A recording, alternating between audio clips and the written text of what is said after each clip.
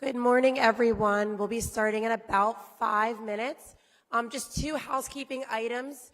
First, if we could make our way to the front of the room, front of the house, we have the aisles marked out for the back rows to block off. So if you can make your way forward, that would be ideal. And then secondly, I have a phone that was found. It has a treasury photo in the back with the number 69287.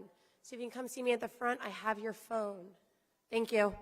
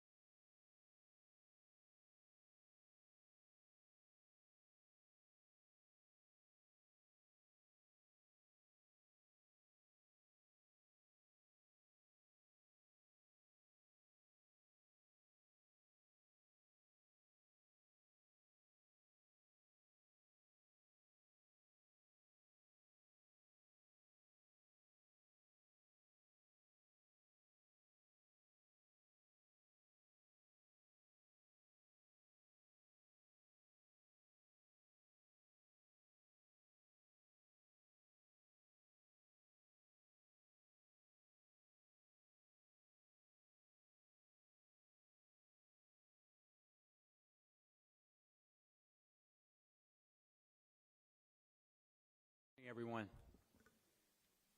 Good morning, everyone. The silence that fell across this room was pretty remarkable after wit.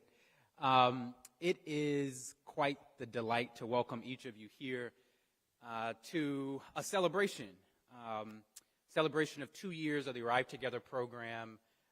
I, along with my colleague, Tiffany Wilson, couldn't be more thrilled to have all of you here today to celebrate a milestone in Arrive Together, a program where we can officially celebrate the successful statewide implementation of truly an incredibly transformative program.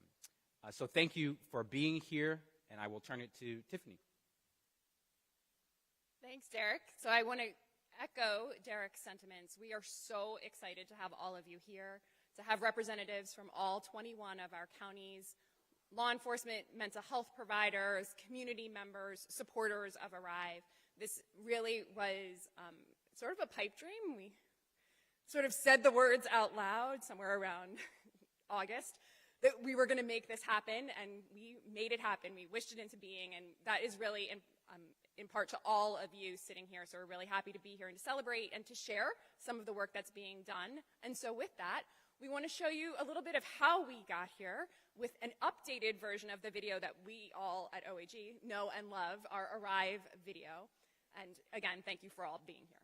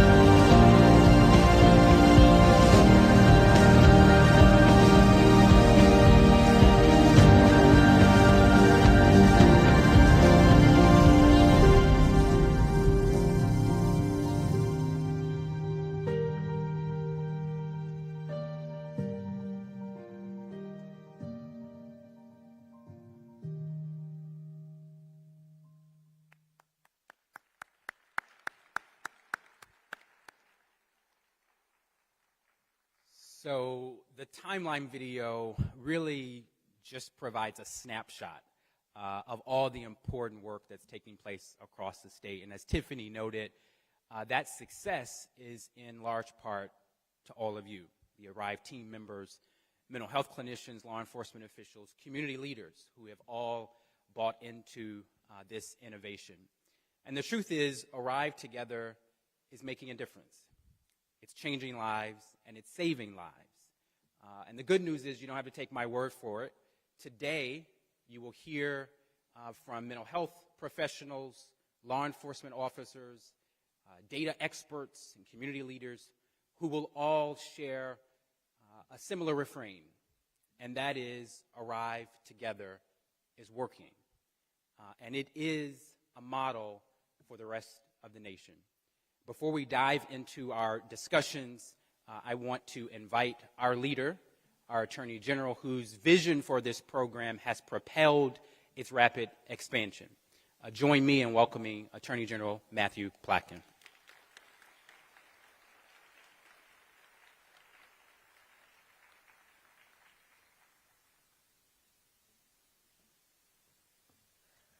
Good morning. All right, nobody fell asleep during the video.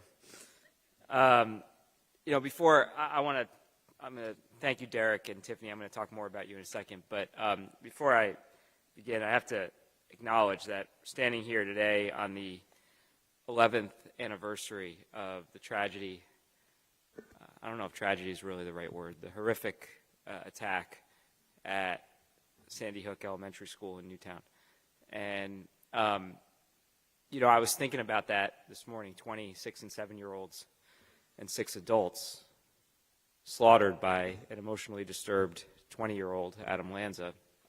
And I connected this morning with Mark Barden, whose son Daniel was one of the 20 children. And I connected with him right after I got my son ready for school, who's 5.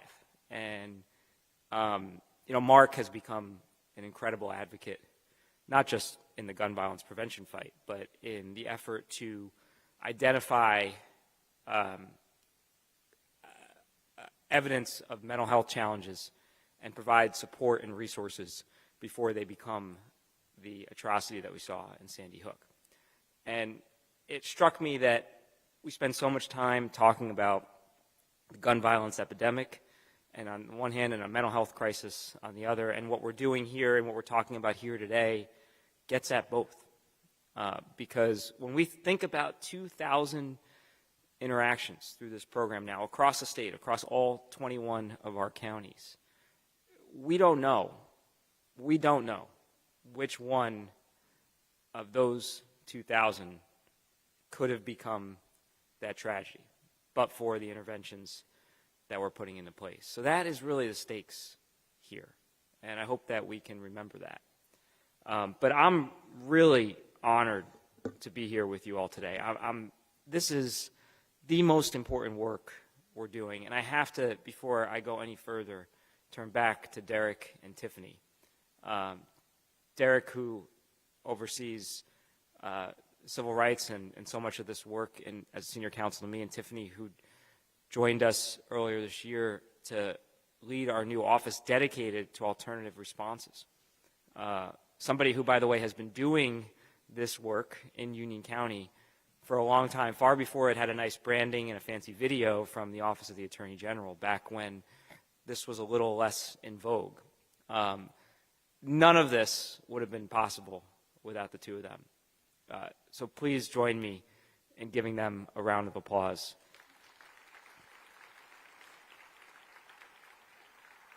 I told some of you this. I met Derek actually before I became Attorney General. It was in between stints in government, and I had watched too many, and still watch too many, videos of fatal police encounters. And one thing that was clear to me in so many of them was, even if it's a justified incident, there were things we could have done to prevent it from getting to that point. And I started working in private capacity on an alternative response program, advocacy. And I met Derek, who was similarly working on it. And then, I sort of had this idea of like, hey, maybe we'd do this together at some point. And so when I got appointed, I asked Derek to come on. Now, when I was in college, there's a point to this, I promise. When I was in college, they tell every freshman at Stanford the same story, which is that when Google was started, Larry Page and Sergey Brin had this idea of how they would create the Google algorithm. And they went to their professor, who was much smarter than they were at the time, and he knew their idea was insane, that it wouldn't work.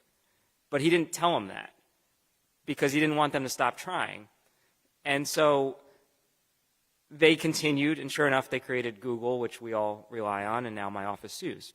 But we kind of had like a similar version of that when Derek and Tiffany came on, because I said to them, we want this program to be statewide. I'm going to ask the governor for $10 million, and we're going to make this program statewide. And I knew how much work that was going to go into that, and I wasn't actually sure it was possible. But I didn't tell them that. And they didn't tell me that. They probably were thinking the same thing. And they just went out and did it. And they did it with all of you.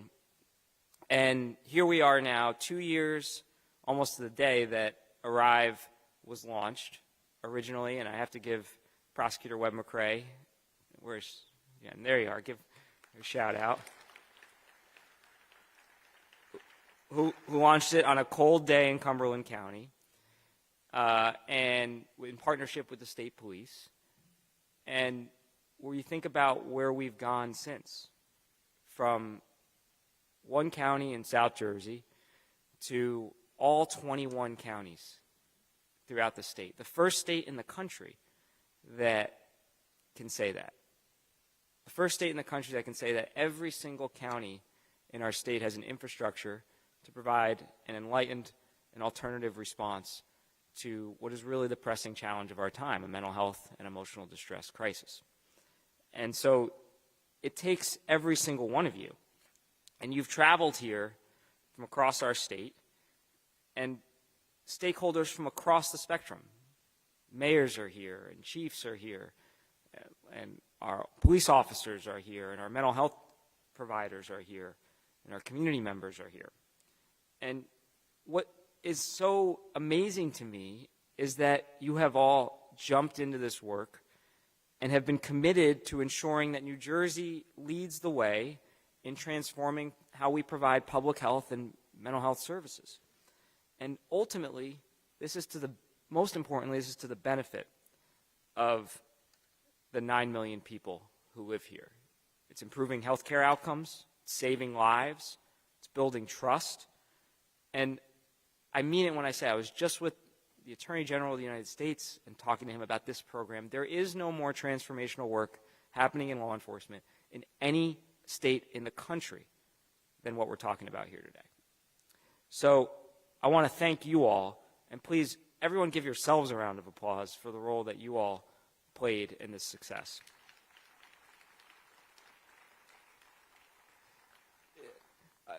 Governor Murphy is going to be joining us in a little bit, and none of this would have been possible without his support and without the support of our legislative leadership and our legislators who have time and time again supported this expansion. Look, it takes resources to do this, and they've given us every resource we need. I would argue this is the best investment we can make, both because of the outcomes, but I also think you're going to find that this saves money in the long run. So it's money well spent. But the governor, and you'll hear from him today, quickly recognized the value of Arrive and its potential to really radically change how law enforcement interacts with residents experiencing mental health or behavioral health emergencies. And never once did he hesitate to lend his support. So I'm so grateful that he's here, going to be here today, and that you'll hear from him directly, because I know how important this is to him too. And I want to also thank I mentioned mayors, but we have mayors and county officials and so many others who have time and again stepped up and supported this program, sometimes without us even asking them to. I mean, I've been around some budgets conversations. It's not typical where people come to you and say, we want to put more money into something without you even asking for it. But that's what Arrive has done. Everybody wants to be a part of it. And so I'm really grateful to them. I also want to thank our partners in state governments, particularly our DHS, Department of Human Services, Commissioners Edelman and Val is going to be here today. Just tremendous partnerships across our mental health and law enforcement spaces.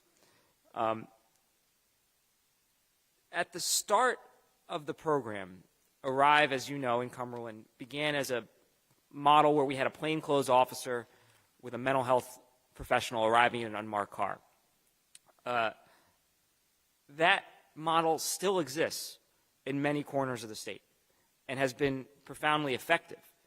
But as we said, the ARRIVE acronym stands for Alternative Responses. There's an S at the end of responses. And we have been committed, and I want to thank Yolanda Melville and so many other members of our team, Ray Royster, and so many others in the state who have followed through on this commitment, which is that before we expanded into any community, we would partner with the community, we would listen to the community, and we would build a program tailored to the needs of that particular community. Because we may not be the biggest state geographically, but we really are a diverse state in so many different ways. And so what works in one county may not work in another county. And now that we're operational in all 21 counties, we're seeing that. So we're continuing to use the co-response model that we originally launched in Cumberland, and then I want to give Chief Sacca and Chief Hart a shout out here, and Prosecutor Daniel when we expanded first to our first two municipal departments in Union County. But we're also seeing a range of other models that are working. So we're also, in some counties, we're seeing a follow-up outreach model where law enforcement identify individuals that they have engaged with, and mental health providers are responding without law enforcement presence on those calls. This is giving law enforcement options outside of the criminal justice system to respond to what are truly behavioral health crises, not public safety crises. Or in Atlantic City, we've piloted a telehealth model where law enforcement are provided with tablets, and they're providing individuals experiencing mental health emergencies with real-time telehealth services brought to them by mental health professionals. In Union County, we're about to launch the first mental health-only response. It's in the final stages of planning, and that is going to be the next, I think, evolution of this program. We just announced the development of a similar program in Patterson, First City in Passaic County. And so we are seeing different models, and we're seeing different environments. Last month, I visited Kane University, which was the first educational institution and the first campus-based ARRIVE program. We know that our college students are suffering from mental health challenges, especially coming out of the pandemic, and ARRIVE is now operational in college settings. ARRIVE is operational in transit settings and transit police. And so we're seeing this work everywhere, and it's thanks to the people in this room. But it all started, I think, with a recognition, and you've heard me say this, that we've asked law enforcement to do too much, that they can't be everything all at once. And through ARRIVE, we are ensuring that they have the tools and the resources to succeed, to help the people who need to be helped, to ensure that they're safe, both the individual who they're helping is safe and the officer is safe, and that we can strengthen community trust.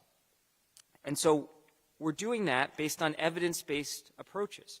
And that's not just my opinion. The Brookings Institution studied this and said that ARRIVE responses have not only resulted in tremendous help to the people who have been benefited from the program, but it's done so without arrests, without injuries, without uses of force, and it's done it in ways that has reduced racial disparities in how we police our residents. So these outcomes are saving lives, and they're doing it in ways that we should all be proud of. Today, ARRIVE is operational, as I said, in all 21 counties. We're serving over 40% of the state's population. That's 3.8 million people are now served by an alternative response program, almost none of whom would have had that type of response, in some cases, just a few weeks or months ago. And so that's tremendous progress. We have a ways to go. We're going to get to 100. But we have the infrastructure now in all 21 counties to continue to expand, and to be operational in 21 counties in less than 2 years is a huge testament to the success of this program. In October, my office, as Derek alluded to, held a series of in-person Arrive convenings, and I want to thank many of you who were there. By the way, the one thing that's clear as we've expanded, we've had to get bigger rooms. So, forgive me that we're now bringing you to the War Memorial, but when this started, it was a much smaller set of conversations. But what was clear from those meetings is that this is working in all corners of our state. So it's working in rural parts of our state, it's working in urban parts of our state, it's working in suburban parts of our state.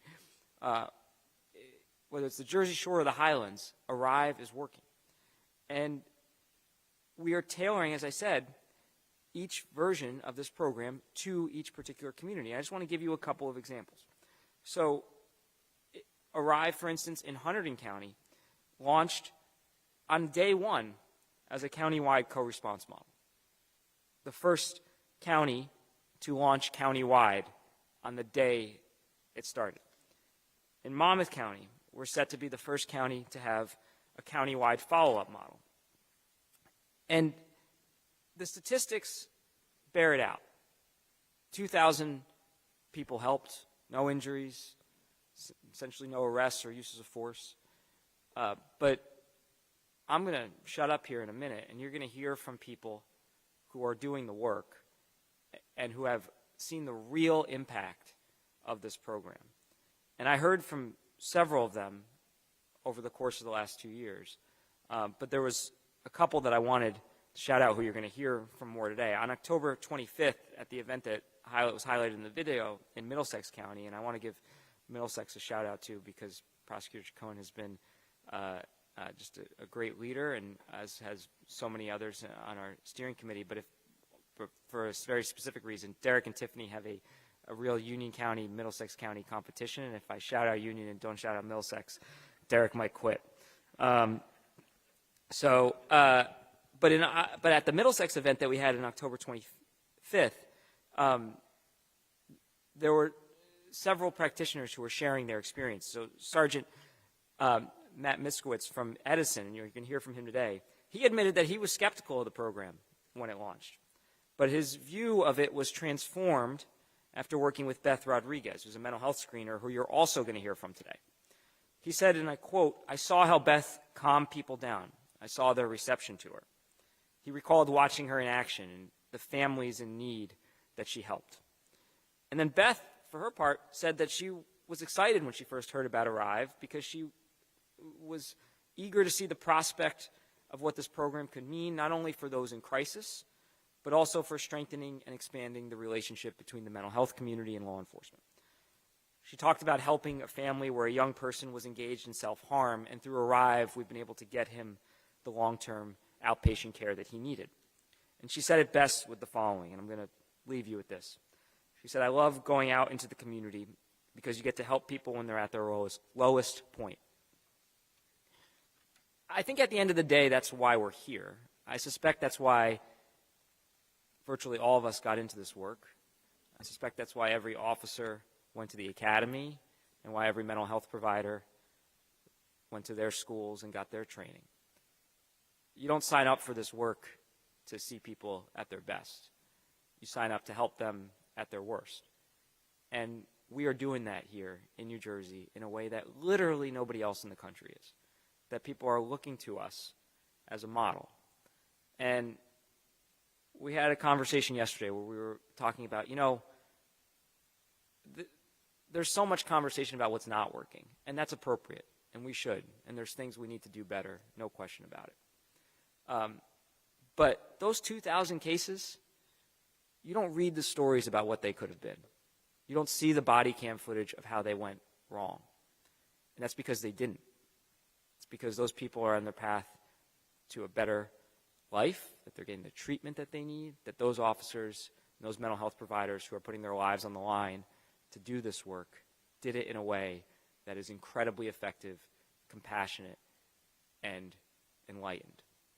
And so for that, I am grateful to each and every single one of you, and I am so proud to be a part of this effort and stand shoulder to shoulder with you as we do set a model for the rest of the nation. So thank you, and I'm going to turn it back to Derek and Tiffany so you can hear from the folks who are really doing the work. Thanks so much.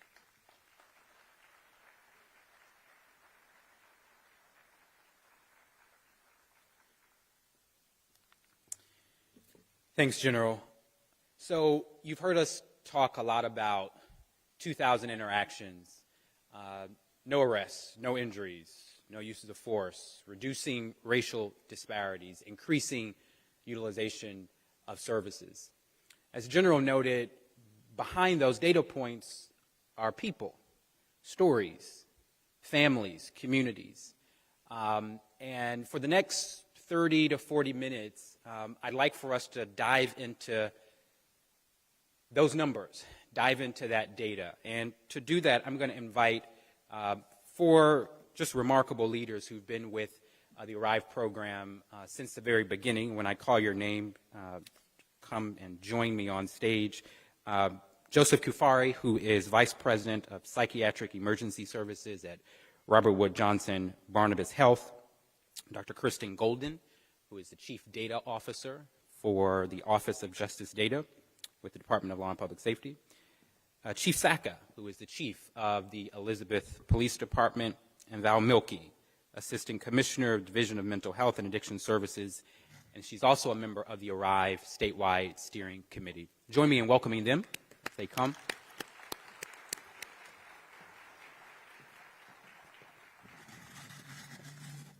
So each of these leaders have been with us for a while, since the inception of the program, and I can't think of a better group to help walk us through what we've seen and what we're learning about this program. It's easy to say a program is working.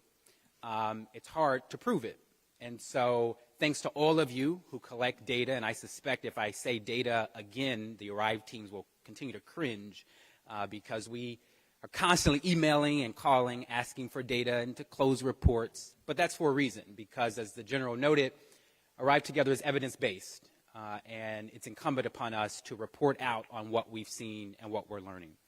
So I want us to do that, and to begin that discussion, I think it's important to sort of set the stage with sort of a high-level snapshot of some of what we've seen, with the caveat, of course, that data collection remains ongoing as this program continues to expand.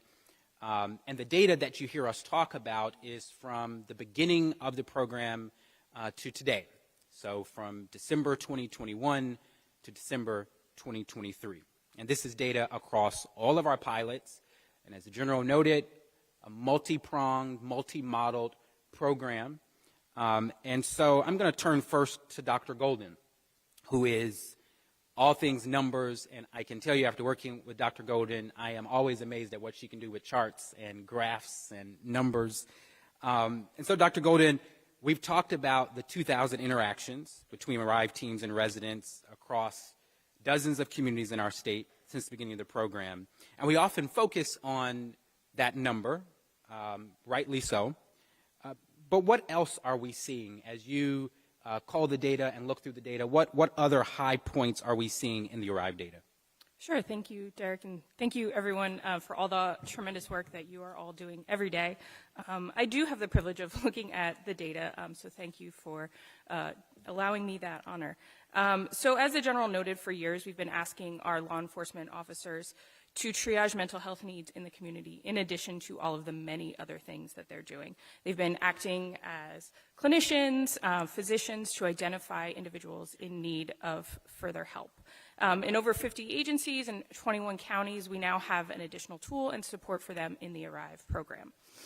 ARRIVE incidents can originate in any number of ways, and an individual can call 911 indicating they need help, or a friend or family member, an acquaintance needs help. But one of the most interesting elements that we're seeing is that in about 20% of ARRIVE team interactions, another law enforcement officer on an active service call is calling in the ARRIVE team. So this is officers engaging in their normal course of business activities, interacting with their community, and immediately identifying the need for ARRIVE. This is critical to getting the help that those individuals need. rather than transporting that individual to a hospital, potentially unnecessarily, we're able to move the evaluation of that individual to the scene, getting them help immediately and more quickly. One of the stated goals of the ARRIVE program was reducing the number of these transports. And we actually see this bear out in the outcomes that are reported by both law enforcement and mental health professionals. Most frequently, the data indicates that both law enforcement and mental health professionals are connecting these individuals with resources and services and allowing them to remain in the community. Transports do happen, but most frequently these individuals are allowed to remain in their community. The outcomes are positive. We're not unnecessarily introducing a stigmatization that comes with an involuntary transport. This, in turn, fosters trust and community relationships between the ARRIVE team members and the communities that they're serving. Additionally, while these positive outcomes are happening, we're seeing repeat interactions among ARRIVE team members and community members. About a third of ARRIVE interactions, the individual is already known to either the mental health professional or the law enforcement officer. So in these interactions where we're connecting them with services, we're reducing negative outcomes in these events, we're doing so on a frequent basis. And then finally, the ARRIVE team is also very proactive in their community organizations. They're reaching out to follow up with individuals who may have had other interactions, either in a clinical setting or a hospital, and they're working with these individuals to ensure that their more immediate needs are being met. We know that follow-up care is crucial to enduring positive outcomes and potentially reducing further hospitalizations for individuals experiencing mental health interactions. As we continue to see the ARRIVE implementation across the state and more in different communities, we continue to look at the data and look for patterns. But as the General said, this program is in a large variety of situations and communities across the state, in our urban areas, in perhaps Elizabeth, in our rural areas, maybe in Cumberland County, and across all of these diverse situations and settings, we're seeing these positive outcomes supported in the data that is coming in on these interactions. So thanks for that, Dr. Golden. I want us to pull back just a moment and hone in on that first data point, which is 20% of all ARRIVE interactions happen as a result of law enforcement calling law enforcement. And that's pretty important. And Chief Sakai, I'd love your reaction to that it's the law enforcement officials who are now calling ARRIVE officers and ARRIVE teams to respond to these mental health emergencies. What do you think that says about, one, the program, but your officers' understanding and acceptance of the program? Well, looking at all the data and the way that it's broken down, it screams that the program is working and needs to be expanded and repeated. So the fact that police officers are calling for the teams, whether they're working within their towns or shared resource, it tells us that they're recognizing when a person is in a mental crisis, and they're recognizing that they need another level of care. So to me, having this tool is something that we can give our officers in order to reduce the potential need for using force or putting them in a situation where they may not be equipped to work through it. Absolutely. And Val, I know you talk a lot about the continuum of care. And we've worked with Val from the very beginning, and many thanks to DHS and the partnership we have with the screening centers across the state and other mental health agencies. And Val, I'm interested in your overall reaction to sort of the data you've heard provided, 2,000 interactions, 20% starting with officers dispatching the teams. And I'm curious as to how you think that aligns with this continuum of care that you and the department talk a lot about. Yes, thank you, Derek. First, if I can just take a moment to express my sincere appreciation to the General, to yourself, Derek, and to Tiffany for your leadership. The partnership is just tremendous. And as we think about all of the outcomes and how we are really supporting individuals who are impacted by mental illness, and at times that illness and how that affects their lives, and that we're partnering together in really supporting individuals. I have a deep appreciation, really, for the work that's being done here.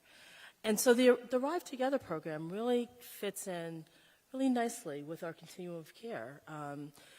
Our goal is to be able to serve individuals who are impacted by mental illness in a way that is respectful, in a way that is dignified, and in a way that gets individuals the services and treatment, access to the services and treatment that they need at the time that they need it, and trying to reduce undue suffering out there. And so as a part of our continuum, we have psychiatric emergency screening services in every county. And those psychiatric emergency screening services have partnered with law enforcement locally for decades now. And their charge primarily is to identify if someone meets commitment criteria, that they're a danger to themselves or others due to their mental illness. And if they're found to be in immediate danger, then they are hospitalized for treatment. And so our psychiatric emergency screening services, they do go out into the community, provide mobile outreach. Typically, it's with a law enforcement officer who is in uniform, in their, and they will go out, they will intervene, they will assess individuals, and then bring them back to the hospitals when needed.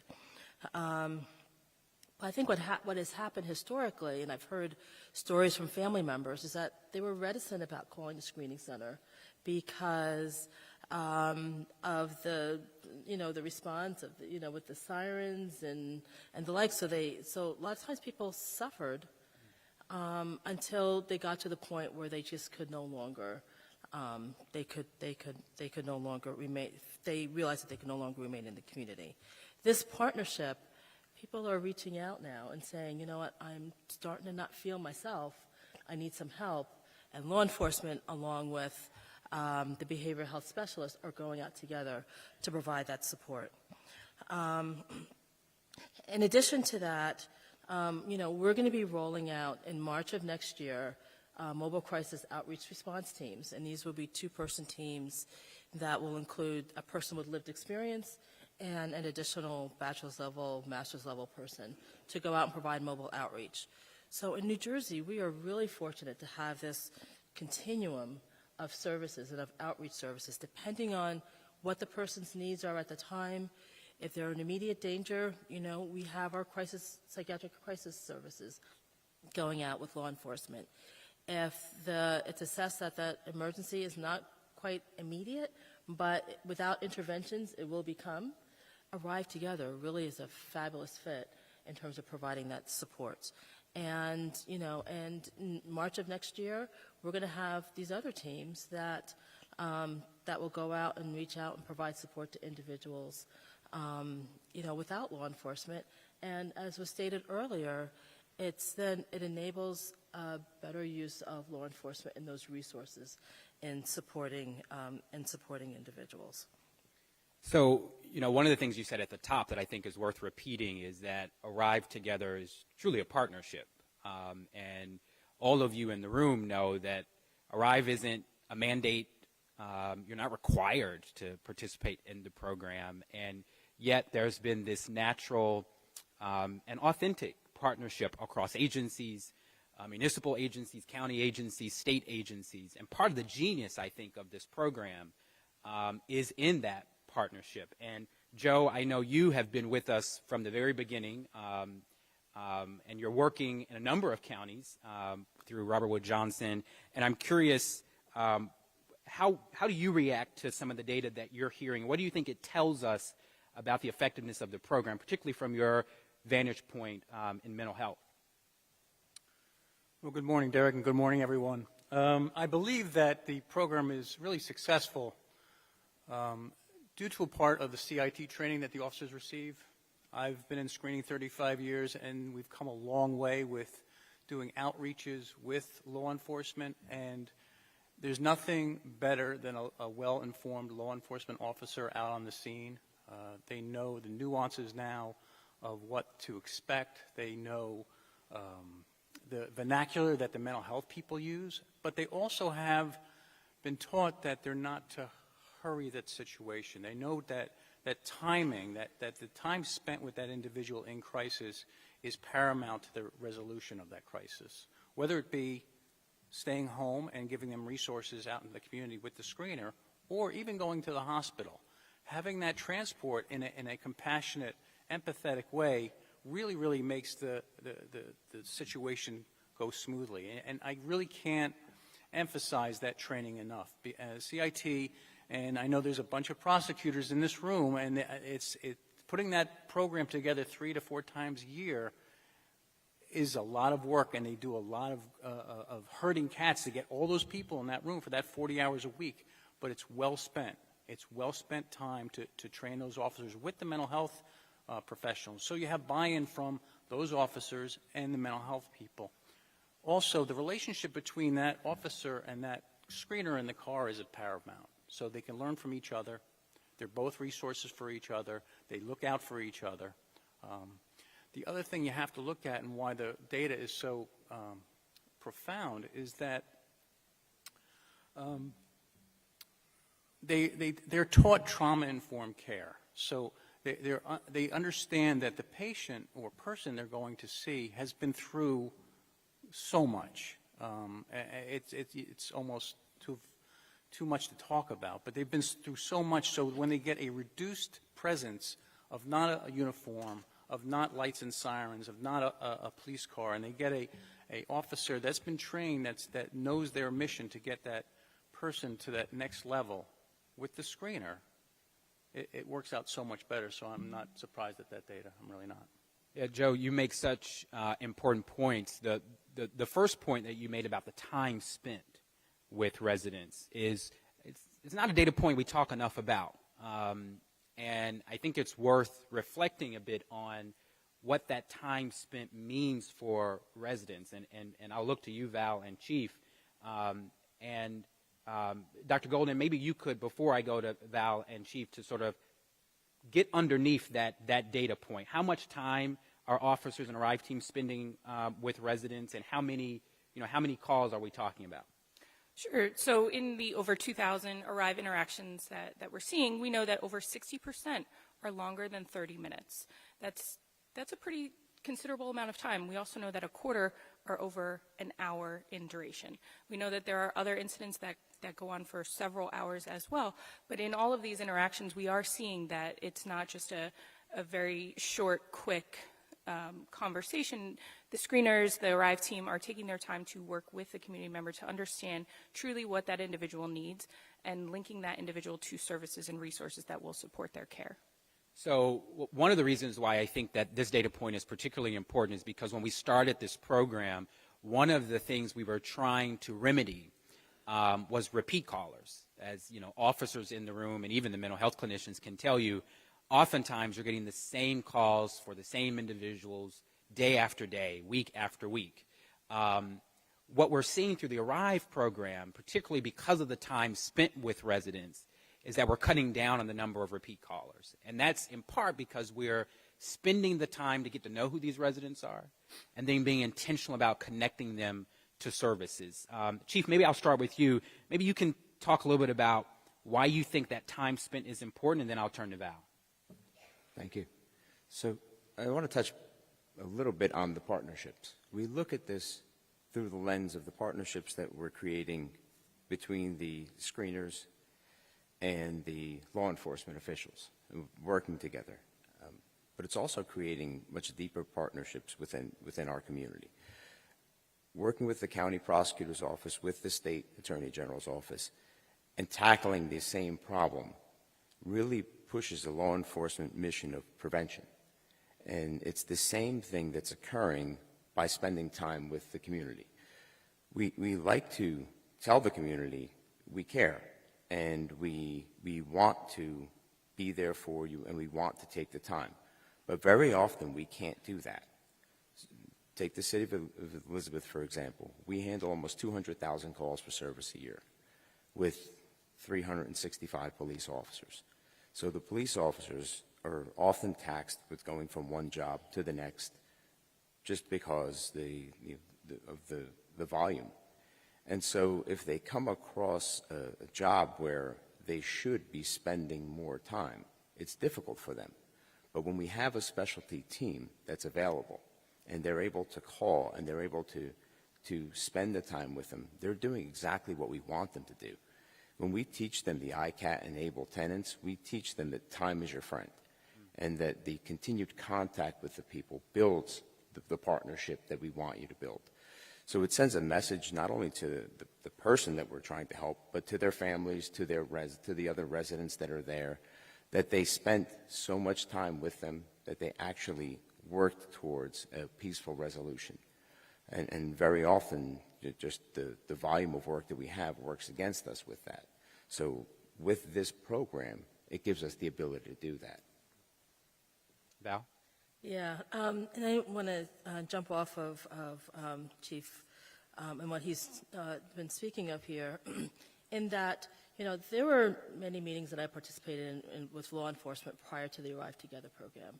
And one of the challenges that I heard was, we would take people to the emergency room, and as we were driving out the door, they're walking out the door. And this ties to what the general said in terms of, we're in this business to help individuals. And certainly in law enforcement, and that they're coming from that stance as well. What the Arrive Together program does is provides, training and support for law enforcement and our behavioral health programs to really to work together and in supporting individuals. And all individuals, irrespective of whether or not you're impacted by mental illness. You want to know that someone cares about you. You want to know that you matter. As well as having a sense of purpose. And with this Arrive Together program, it is very clear that for the individuals who are experiencing that crisis, that both the behavioral health practitioners and law enforcement really care about them. They are not only just going out and spending that time with them to understand what the challenges are and connecting them to services and treatment, but in many instances, they're following up with them a day, 2, 3 days later. Hey, Valerie, we were here before. I know you were struggling. Is there anything else that we can do for you? It shows that people care and care about their well-being. And so making those connections to services and treatment, they realize it's not someone telling them what to do, but they're making recommendations and suggestions that empower them to then make decisions that they think are best for their lives. And that's why, as Chief mentioned, that they're seeing less repeat calls, because people really feel invested in wanting to get better, because they know that there are people around them who also are there to support them and want them to be better. Yeah, such great points. Another data point that Dr. Golden lifted up was that a third of these Arrive interactions happen as a result of proactive outreach, which is to say there is no 911 call that's come through dispatch. It is to say that our Arrive teams are affirmatively going out into the communities, building those relationships that the Chief and Val talk about, and connecting folks to care. And so certainly as we expand and as counties continue to think of models, I think we should allow the data to inform what those models look like so that we can get as efficient and as effective care to residents as possible. So we've talked a lot about residents and the impact that the program is having on individuals experiencing mental health emergencies. I want us to talk a little bit about systems as we sort of round this panel out. And when I say systems, I want us to sort of pull back and think broadly about the program's impact on mental health system broadly, the criminal justice, the criminal legal system broadly. And I'm curious as to how you as leaders see Arrive helping to change those systems for the better, right? So a lot of what the Chief and Val have talked about, and Joe, it's really sort of transformational cultural shifts within how we're thinking about residents, how we're thinking about mental health emergencies, right? Part of what we do through Arrive is to approach mental health as a mental health issue and not as a criminal issue. So we're taking a mental health approach as opposed to a punitive one.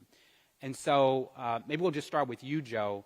Tell us a little bit about how you think Arrive is changing the system that you work in, the mental health system, or potentially talk about what you think is possible as a result of the ARRIVE program. RWJ, Barnabas Health, along with Rutgers, has an advantage of having 8 screening centers in their employ. So we've been doing mobile outreach for, I guess, since the screening law started in 1989, which is, helps us get to that point where we can just go hand in glove with the Arrive Together program. What it does, and I'll be frank about it, is that when you have a dedicated officer and a dedicated screener, you know that someone's going to come, because the reality is, with the post-pandemic world, the staffing is tough to get people to want to even come out of the house, let alone go into a situation where it might not be so tenable. It guarantees that response, and when the clinicians see the positive resolution of those outcomes, it just makes people want to do that even more. And I want to say that law enforcement, we know many of the consumers in our screening centers by virtue of seeing them over the years, and we've always wanted to impress upon law enforcement as well as the clinicians that you're going to see that person again, chances are, certainly the chronically mentally ill, and when they see that person coming, they're not going to be, oh boy, I'm in trouble, I'm going to get arrested. It's going to be, they're the bridge to care. So the initiation of Arrive Together and the continuation of Arrive Together guarantees someone's out in their community to look at that person who might not be doing that well that day, and it might not be a chronically mentally ill person. It might be someone who just is experiencing a crisis, and they're getting through it because they have the 2 people that are going to give them the resources. Dr. Golden? And we'll just do maybe 30 seconds each. Sure. As we continue to look at the information coming in about ARRIVE interactions, we're going to continue to look for the patterns in this data. We're going to look and see where individuals are receiving need and where we can improve our ARRIVE interactions, where we can target interventions, how we can improve the work of these teams to connect individuals with services rather than connecting them to criminal justice involved situations. So as we look to the data, we're hoping to see continued support for the outlined goals of the ARRIVE program. Val? Yeah, I mean, I think that there are also some tertiary benefits here that we haven't really talked about. About 62% of the people who go to the emergency room to seek psychiatric services do not need inpatient service. And so with a program like the ARRIVE program, where they're providing services in the community, it also helps to reduce ED visits.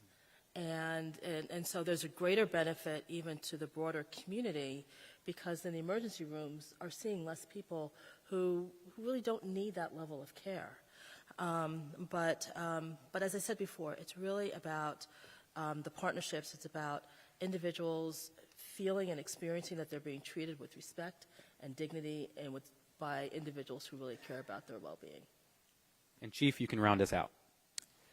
So I'd like to close out by thanking the actual operators that we have, Tim and Dana from Trinitas, who go and do the work every day, and how this ARRIVE program has affected our system is very often we are all a system. Between the different offices that we work in, we all have the same mission, but we operate in silos. What the ARRIVE program has done is forced us to work as a system to get towards our common goal. And our primary goal in law enforcement is the prevention of violence, the prevention of repeat calls for service. And what ARRIVE has done and how it's impacted that system is through the follow-ups, through the connectivity with services and having the system work. That's really the success of this program and really how it's impacted law enforcement in Elizabeth. Well, will you join me in thanking these 4 panelists? Thank you.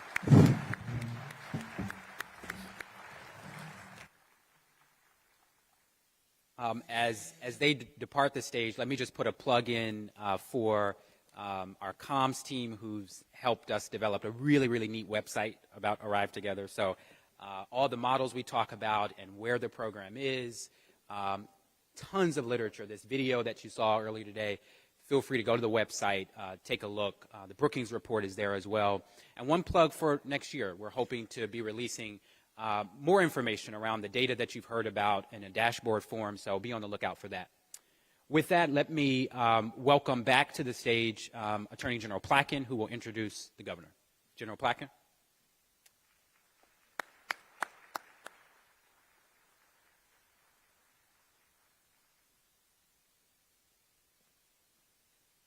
Thanks, Derek, and thanks to all our panelists. It's now my honor to introduce someone who's been just a staunch champion of this program, but also responding to the mental health crisis, both in New Jersey and across the country. Somebody who I am also deeply grateful for. It was the first time I spoke to him about this. He was all in from day one, and there's not a single thing we've asked for, both in Arrive and frankly for law enforcement generally, that he has said no to. He's, of course, our governor of the great state of New Jersey, Governor Phil Murphy.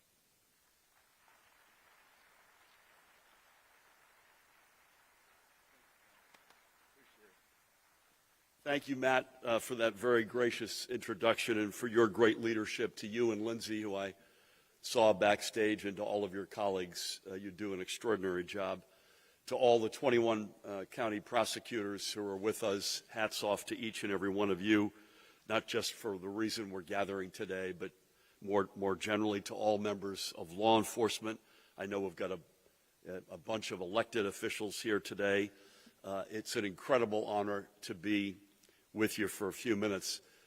My team is really good, and with my input, as usual, they came up with some prepared remarks. And this is one where I could recite this in my sleep. I remember the moment I first heard about Arrive Together as a pilot in Cumberland County 2 years ago. It's hard to believe at one level it's that far back, and at another level it feels like yesterday. And to be celebrating that this anniversary of 2 years, and now with the acknowledgement that Arrive Together exists in all 21 of our counties, is a big, big deal. I think if you were to ask me right now, we're 6 years in, out of 8, God willing, what would be high on the list of lasting legacies? I think Arrive Together, not just in law enforcement or in our justice system, but across the whole spectrum of our energies during our time in office. I think Arrive Together would be a finalist for the most important lasting legacy. We don't do this by ourselves. It takes a village, including the aforementioned Matt and team and county prosecutors and local elected officials, but especially the appropriation and leadership that we've seen in the legislature. So I want to give in absentia Senate President Nick Scutari, Speaker Craig Coughlin, and all of their colleagues who have been so important to helping us stand this program up. I know Bill Spearman is here. I can't see him because of the lights, but Bill has been one of the advocates of Arrive Together from day one, and he's up from Camden this morning to be with us. But to all the legislators, to Matt and Lindsay and team, to Andrew Bruck, who came before, who was a big champion when he was in office, Sarah Edelman, our commissioner of the Department of Human Services, State Police Superintendent Colonel Pat Callahan. There's a long list of heroes associated with this. I believe the words that Arrive Together has redefined our justice system, period, are words that are absolute and stand with great evidence. And I think the beauty of Arrive Together is in its simplicity. The notion that you're going to transition from a uniformed member of law enforcement in a marked car to a plainclothes member in an unmarked car sitting alongside a mental health professional, and then assessing on the scene who goes in first, what is the order of business. At one level, it's so simple, and at another level, it is a landmark. It is changing literally the future and the reality and essence of the justice system. In a way that's different from other ways, it is an incredibly important program to deepen the trust between members in the law enforcement community and the communities they serve.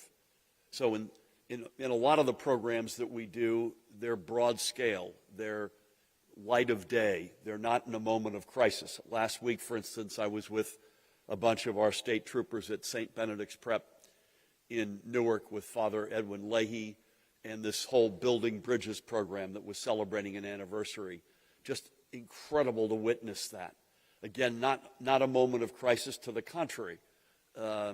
Young high schoolers, boys and girls, overwhelmingly kids of color, with our troopers basically doing exercises, team building together, walking in the other, as they say, walking in the other guy's shoes. Something to behold. This is another huge weapon in that deepening of the relationship between law enforcement and the communities they serve, but in a very, very different way. It is clearly in a moment of crisis. It is very specific to an individual or a small number of individuals. And it's, at the end of the day, largely a word-of-mouth reality, or the absence of action reality that deepens the relationship between law enforcement and the community in a very different way. You all may have talked about this, Matt, but Brookings, which is one of the most renowned think tanks on the planet, did a complete soup-to-nuts study of Arrive Together and found that over 95% of the cases where Arrive Together was in use, over 95% resulted in no arrest and no use of force, which is an extraordinary accomplishment. This is now, not surprisingly, and with Brookings and other folks helping us, this is now a national model. This will have implications that go far beyond the reality in our 21 counties. And I think it also is a huge weapon, a positive weapon, in redefining the scope of the responsibilities of members of law enforcement. You had, prior to Arrive Together, you had members of law enforcement being required to be essentially mental health professionals. And that's just not fair. And so the notion of narrowing and making that scope much more in stark relief and much more focused on the reason that the men and women joined the ranks of law enforcement has been a huge boon in a very different way. And for all of the above, it doesn't come free, but it's shockingly inexpensive relative to the impact. And so it's one of those things, as I say, it's high, a finalist for finger number one of lasting legacies of our administration. Again, it will have legs for decades to come in this state, but I think it will change the reality in the face of the justice system across many, many American states. And lastly, which is kind of, I regularly check in with Matt or Paramel Garg, our great chief counsel, on hearing how it's going and hearing anecdotal evidence. And you hear some great stories that are coming out of this. One story, the person's cell phone was damaged, so they accompanied the person to get a new cell phone. Another one, somebody fixed their toilet. I mean, it's clearly addressing the crisis of the moment, but there are incredible human interest stories that come out of this as well. So I'm incredibly honored to be with you this morning. Matt, I thank you and your colleagues for everything you do, including inviting me to join you. I would just ask you to please keep up the great work. Stay safe. I wish you great holidays and an extraordinary 2024. Thank you.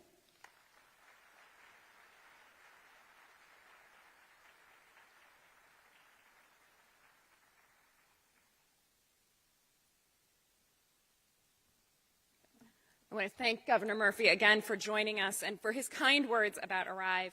I know that both the Attorney General and the Governor have mentioned that Arrive is really a signature for both of their administrations, and I know that they feel that very truly and very deeply, so we're really privileged to have had him here today.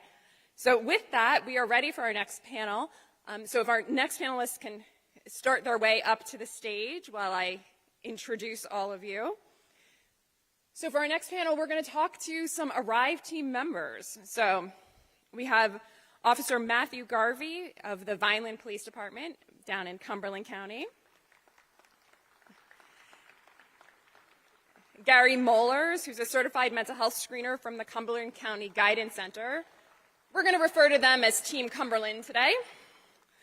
We have Dr. Pam Jones, or as we affectionately call her, Pastor Pam, who is the CEO of Communities and Cooperation. It's a faith-based nonprofit committed to enhancing and empowering communities in Newark, Roselle, and Linden, and also in Georgia. And she's a member of the Arrive statewide steering committee. And just because I like to, dig it to Derek there, she's also a member of Team Union. Sergeant Matt Michkowski of the Edison Police Department. So that would be Team Middlesex.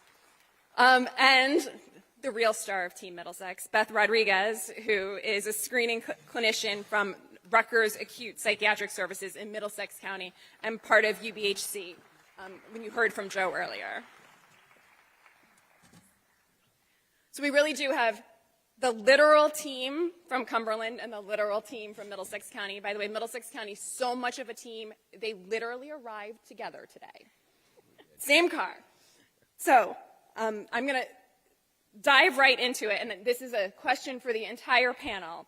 So let the audience know who you are. So I'm going to ask you all, how long have you been part of Arrive? And I want you to be very honest, and Matt and Beth, we already got a preview of what you were going to say, so now you have to be honest. What did you first think about the program when you heard about it, or maybe you were voluntold to participate? And what are your thoughts today? And I will lead it off down at the far end. So we have two Matts, so we're going to be like we're in elementary school, so that's Matt G is on the far end, and Matt M is closest to me. So Matt G. Yes, good morning. Thank you all for having me this morning. I'm happy to represent Violin and all of Cumberland County. So in Violin, we started this program 7 months ago in May. And basically, I like to joke because I wasn't voluntold. It was pretty much Violin, here you go. So it was thrown at me and put on my lap. But instead of being disgruntled about it, I chose to accept it and have an open mind about it. And I kind of looked at this program as a tool and say, well, how can we use this to best serve our needs in the community and in the city of Violin? So ever since, I've been happy to take on that responsibility, and I've been happy to work with Gary every Thursday in Violin and all the accomplishments that we've done so far. And Gary, thank you for the segue, Matt. Gary. Yes, hi. I want to make a note of that, Matt, that you were thankful to work with me, just to make sure in case later I need that as a reference point. I started with the Arrive program last year. Cumberland had it going since the year prior. It was a model program with the state police barracks. The screening director, Elvira Smith, had called me sometime before that, and I was kind of phasing myself out of mental health work. And she said, Gary, you really need to take a look at this program. I think you might like it. And I've done years of work in case management and outreach and crisis work. So when I saw it, I really liked the model a lot, to be able to work along with law enforcement. And years ago in case management, if we had problems, we would always ask law enforcement to go with us on a particular case. And you could see, some of the folks weren't really excited about, us going out on a visit with us, but they would go, and we usually had positive results of that. So now it's a chance to ride along, with law enforcement, to be able to develop a relationship and a rapport with each of the officers and detectives that I work with, to be able to get into the community and then work with the individuals. So it's been a real thrill for me to be a part of this program in this way, and to be able to help the people in the community right at their level, rather than them having to call for help or running into a crisis situation. Thanks, Gary. Pastor Pam, how long have you been with us? Wow. Well, it's been 2 years, but it passed by quickly. And I'm so honored to be here today because over 30 years of experience working with the community, I've risen to become a leader where people respect me in many areas. I serve as a pastor. I serve as a CEO of a community organization. I work with the reentry programs with a specialty in women's reentry. I also work with the juvenile justice system, where we have programming that we're dealing with the young people that have just been misguided. And I'm a voice in the community trying to make a difference, trying to show people how we can come together and work together to make those disparities that exist cease. and how to be a voice and to be an expression and to be a link and to bring the state of New Jersey together to work as a team to make this state the best state ever. And so with that being said, when I received the call to join Arrive, what a wonderful opportunity. I was humbled because this was something that complements all of the work that we're doing. And as a result of that, not just being one local person, I have an expanded outreach to the entire state of New Jersey and working with the community, making the community a focal point for Arrive, where community is important. Community is a part of each and every element of Arrive. I'm just so honored to help to pull it together with such a wonderful team. And thanks to all of you who are working to make this happen. I stand amongst you, but I give you an applaud. Thank you.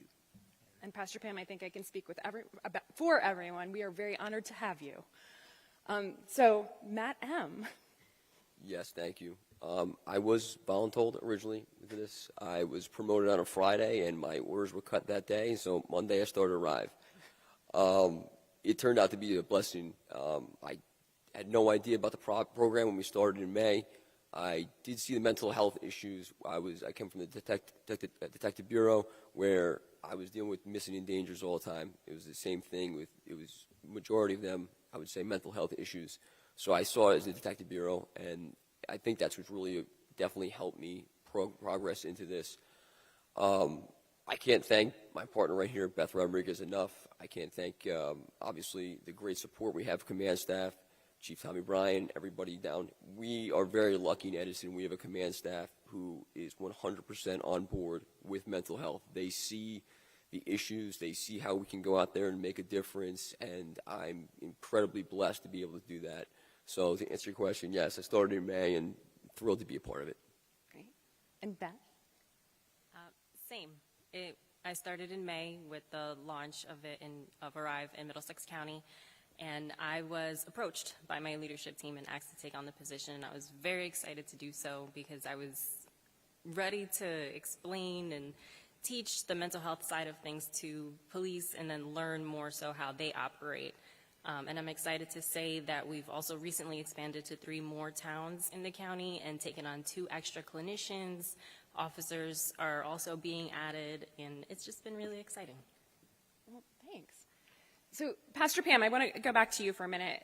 Obviously, you've shared with us the fact that you are a community leader, and in fact, you are.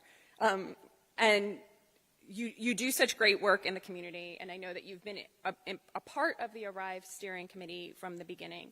Can you just talk to us a little bit about why you think it is so important to have community as sort of an equal part to the Arrive Together program, from the inception to the middle, and then obviously we're talking today about what comes next? Absolutely. Well, one of the things is I just want to make it real down to earth. If you realize where you live in your community, it's the stories about community, organizations, community empowerment, a voice in a community that you can trust that makes a difference. Here at Arrive, it embraces that in many ways. And so by having the opportunity to be a trusted voice, it brings about security to the community. It tells the story of how law enforcement now can work together with mental health clinicians to make a difference, that they're not afraid to reach out when they have crisis. Now they're able to say, yes, I've heard that trusted voice in the community talk about this program, and we make sure that we communicate it everywhere we go. Whether I'm in a program where we're doing a statewide function, such as we had a statewide function for reentry services just last month, we were able to talk about Arrive there.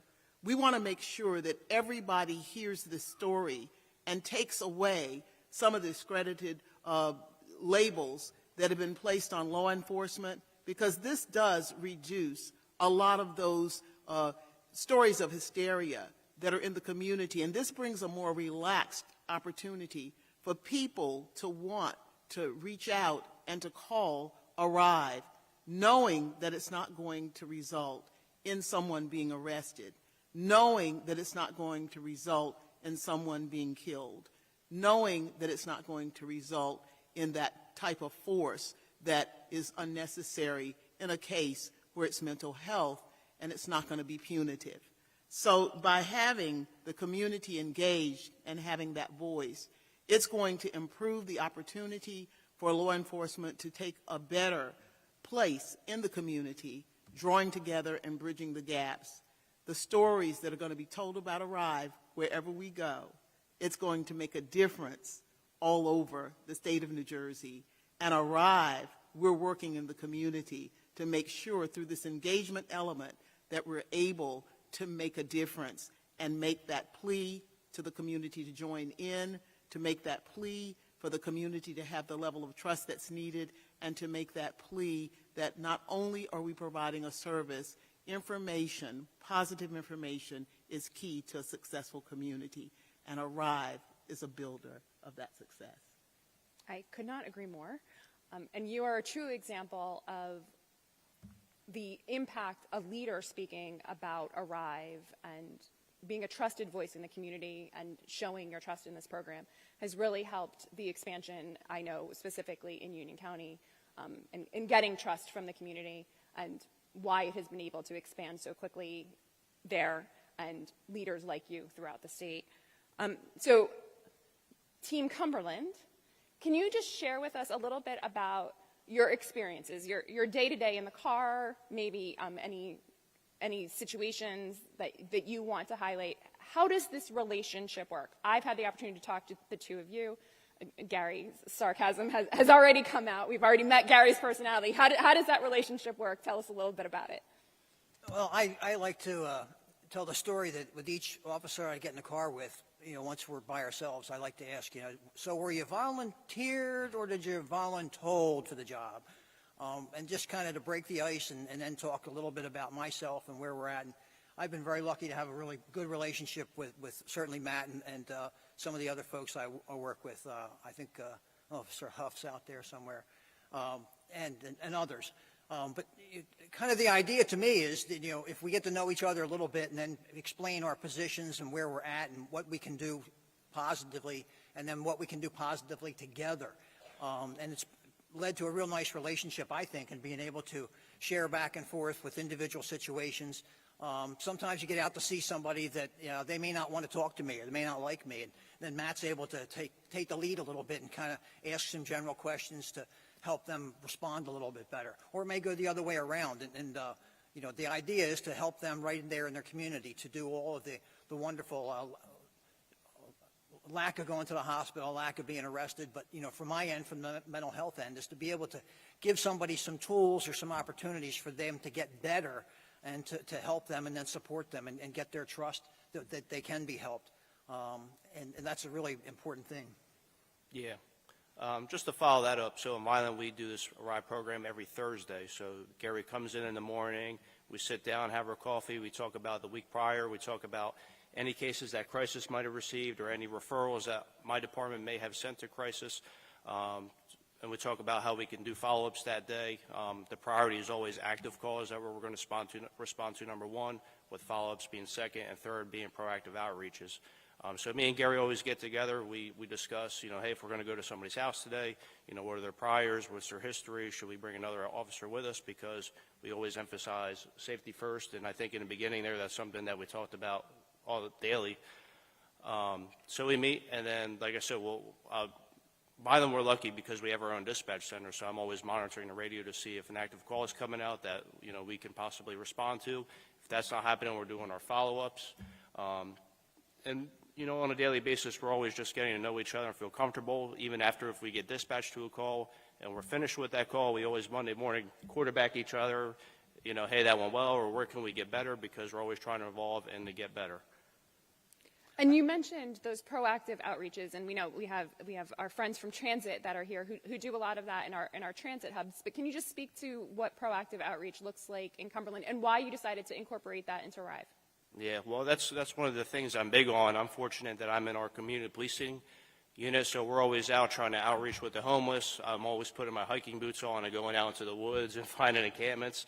So anytime I see, maybe a local vagrant or transient or somebody panhandling, instead of saying, hey, you got to go, if a ride program is happening that day, we'll get out, we'll talk to them, hey, why are you in this predicament?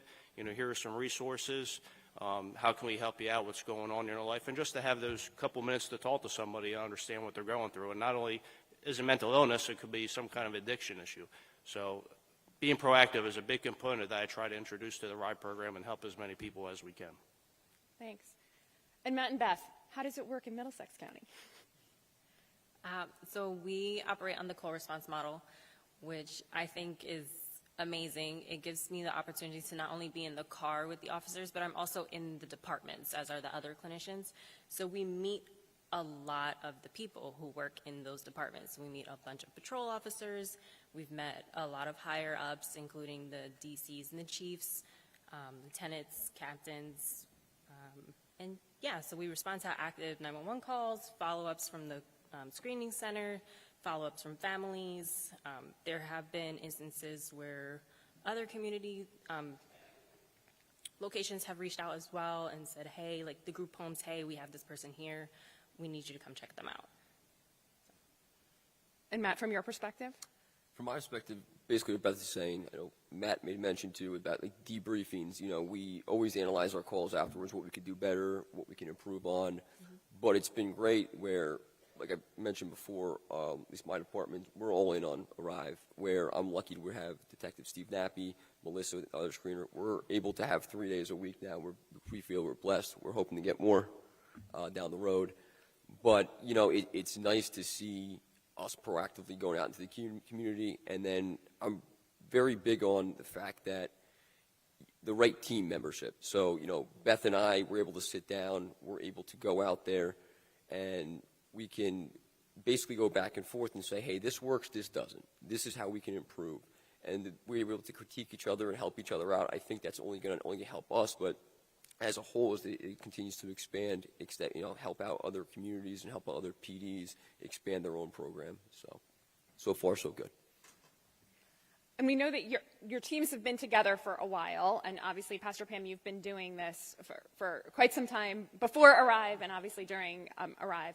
I'm going to ask, does anybody have a specific incident or incidences that you would be willing to share with the group where you think that Arrive or this type of relationship, law enforcement, mental health community, has really shown a benefit? Beth, can we start with you, since you're closest to me? Yeah, there's been a bunch. I think the case specifically that the Attorney General touched on, where I was able to get somebody the help they needed without transporting them to the hospital because of the relationship I have with that police department, we were able to clear up a bunch of officers off the scene, EMS off the scene. But not only that, outside of the hours that we're operating for the Arrive team, I do report back to the screening center, and I talk to some of the officers. Sometimes they're like, hey, we got this thing going on, and I'm like, okay, let's go through it. How can we manage this out? And sometimes they remain in the community, and I'll follow up the next day. And sometimes they get transported to the hospital.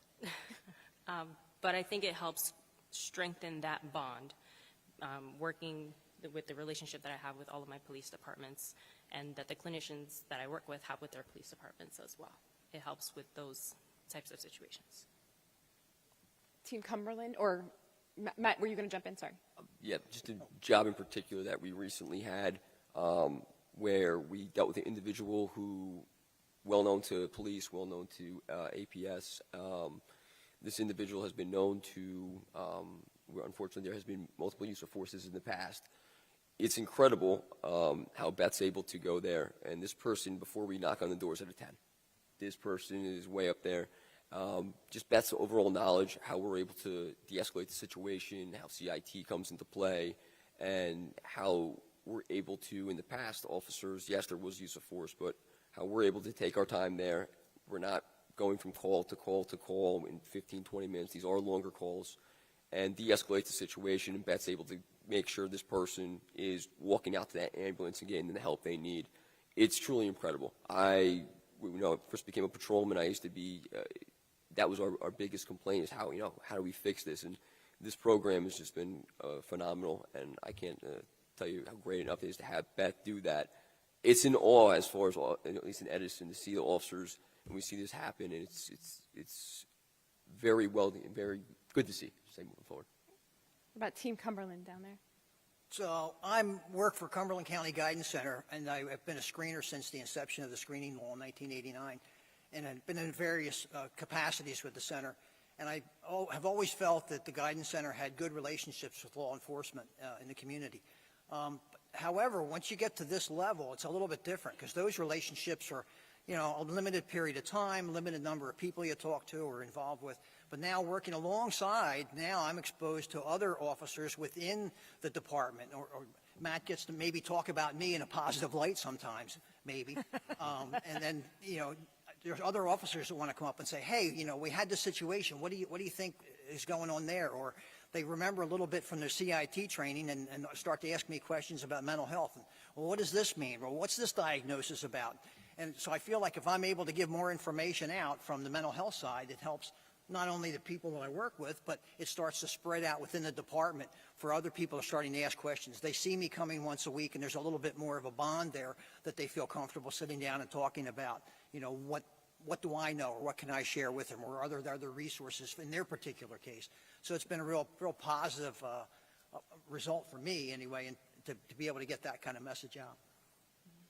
Yeah, I think a big upside is like Gary said, just gathering the resources. We do this thing where I call it field trips. All right, we got some downtime. Let's go on a field trip, and we're going out to local rehab facilities.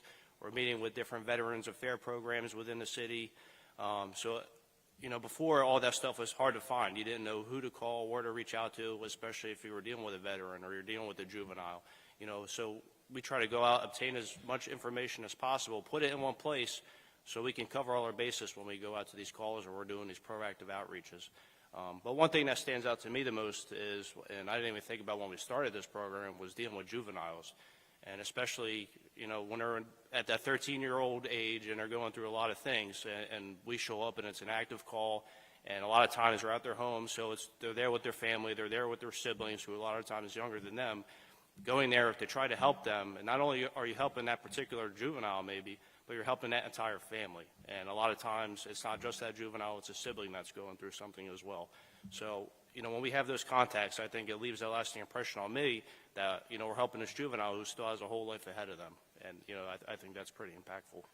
The one young man we went to see had actively laid out plans to kill himself. So we were able to facilitate getting him into the hospital. And on the follow-up, 2 weeks later, this kid looked like an entirely different person. He had cleaned himself up. He had a smile on his face. He could talk about things he wanted to do in the future. It was just very rewarding to be able to coach the family and what they needed to do and be able to get this young man some treatment. It was just, that was extremely rewarding to be able to have that, see that you had that effect upon that young man and the family at large. And I think to Matt's point, I think you're all very impactful. So Pastor Pam, what are you hearing in the community? What are you hearing when you speak about Arrive, which I know you do, around the state? Well, one of the things I'm hearing is just complimentary. It complements the people that are in the clinicians that are in healthcare, mental health. It just is a compliment to law enforcement because they're no longer branded in negative situations. They have some assistance now to get treatment and to get help for people, and the community is very happy about that. It engages so many elements, and the other thing, just being able to have that trust where you can now provide wraparound services. Not only do we have the clinicians that are in healthcare, as well as having the law enforcement, but with the community engagement component, we're able to provide wraparound services to families. Because oftentimes it's not an isolated incident. There are many things that are happening in families in our communities. And mental health, it's exacerbated by having all of these crises where there may be economic declines in that family, where income has been lowered or there's not enough income, the working poor, things of this nature, where now it bridges the gap. It takes that family who has this mental health crisis, and then it builds around that all of the elements where the community can provide services, and people are happy about that. When it does happen, I can just attest to one family that I know of where there was an individual that repeatedly they were having these issues of mental health kind of crisis, and they were calling the police just all the time. And now that has been resolved, it's been reduced because of the level of mental health care that that person is receiving. But additionally, you know, the child that's affected in that family joined up with our program and now has an opportunity to have mentoring services. Also, that family can go to a family success center that they've been linked to, and they can assess them and help to make, just bridge that gap of whatever it is that they're assessed in terms of a need. Professionally now, there's this linkage to all of these levels of service. So it just adds a value across the board. All people who are engaged and involved, and there are different scenarios, and it can help in so many different ways. But with all of these different ways and promoting in the community, you know, this program, and just seeing the benefits of it, the shared stories in the community is bringing a new breath of positivity, something I've not heard in quite a while. So I applaud everyone, especially General Platkin, your efforts, your leadership, the governor of the state, all 21 counties being engaged and involved. You are the real deal. And I'm proud to be a part of the state of New Jersey as a community leader supporting your efforts. Thank you. That's some applause. Yeah. So you see why we love her. So I'm not letting you off the hot seat yet, Pastor Pam. So you're doing amazing work in Newark and in Union County, but we can't share you with everyone. Mm-hmm. So for the people in the room, as they are getting their programs up and running and they are about to expand, how do they find the you in their community? Any hints for them on how they can find people, great partners for their Arrive programs? Absolutely. You know, there's always a star organization that's always willing to help. And they kind of, they're cut above the rest, and they kind of surface, and people know about them. I would ask that you maybe just engage in community forums and just kind of discover who are the players that need to be brought to the table. Because in essence, you are what you do. And if you do good work, you'll be known for it. And so it's no secret. It's just a matter of asking the right questions, bringing people together. And by the way, I work for the entire state of New Jersey. Although I have programming that is in Essex and Union County, now I've expanded where I'm working on reentry programs that are statewide. And so I know some of these individuals. So even if you have a question for me, I might not be able to physically do it, but I can sure make the right linkages, and I'm available, willing, and ready to get this moving through my capacity of being on this committee representing the entire state. I heard a volunteer for next year of helping get us all together. Absolutely. To make that happen. Absolutely. Everybody heard it, right? I've been voluntold, but okay.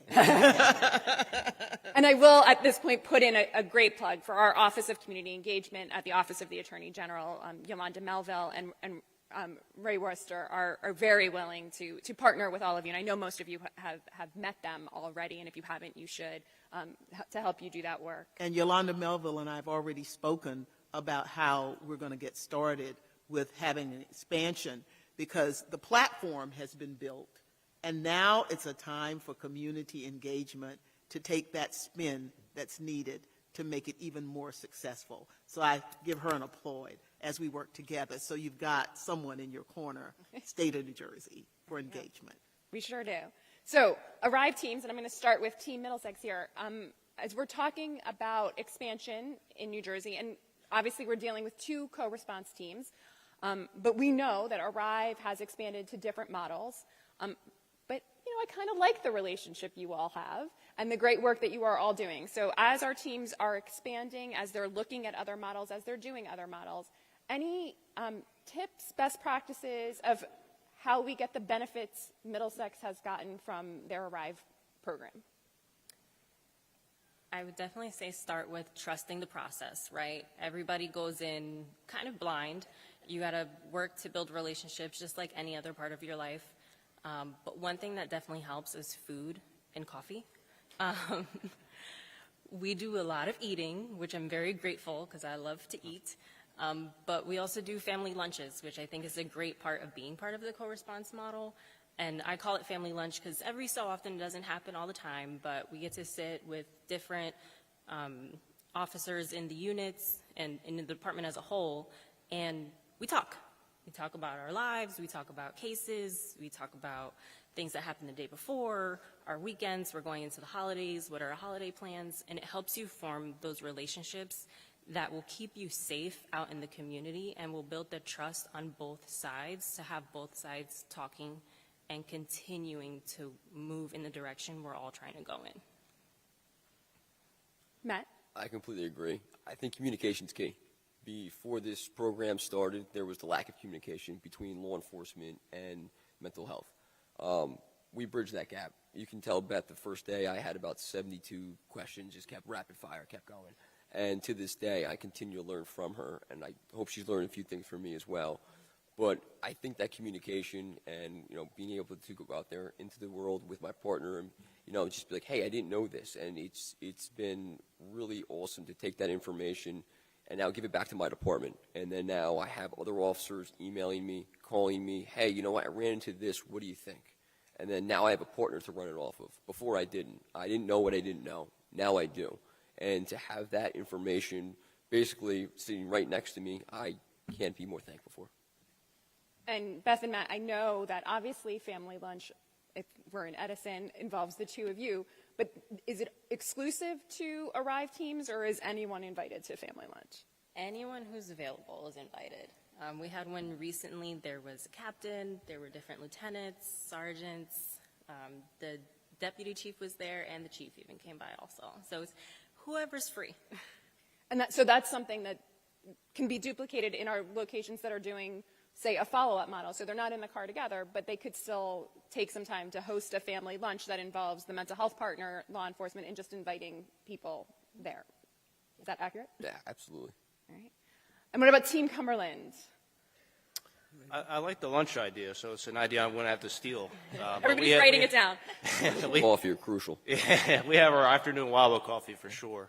But just some big tips, and it did take us several weeks for us to get used to each other, because I didn't know how to open up that line of communication or dialogue to, in a professional manner. But after a while, after several weeks, we started talking about cooking and smoking meats and whatnot. So, but the big deal is it's important to get to know each other and know how each other operate, because Gary comes from a background that I don't have. He throws words around I never even heard before, so I don't even want to know what they are. But just to know his background, where he's coming from, whether he feels like he should maybe involuntarily commit somebody, and then I can turn around and say, well, this is just how they operate on a daily basis. I don't really need to think, I don't think that needs to happen, and we can come to a happy medium and resolve the issue, even without somebody having to get transported. So I think getting to know each other is a huge tip. But also, when we first met, we pushed safety first. Safety first. If something doesn't feel right, just say it out loud, let it be known so we can resolve it, because the last thing we want is for anyone on scene to get hurt. So just to have those discussions and talk about some tactics. We're not going to park in front of the house. We'll park a couple down, or we'll let the officers get on scene first, then we'll move in like we're supposed to. It's just those open dialogue and resolve potential issues from happening that are big to have prior to something unfortunately going down. So when we first started, going out to the first time, we have a little bit of a routine where if it's a first visit, Matt will go to the door and knock on it first and make the announcement. Or if it's someone we're doing a follow-up on, then I might do that. But it's really about trying to break down that understanding. It's a new program. We're here to help. Nobody's in trouble, and get them to open up a little bit. But in the beginning, I was introducing him as Officer Garvey, and he was introducing me as Mr. Mollers.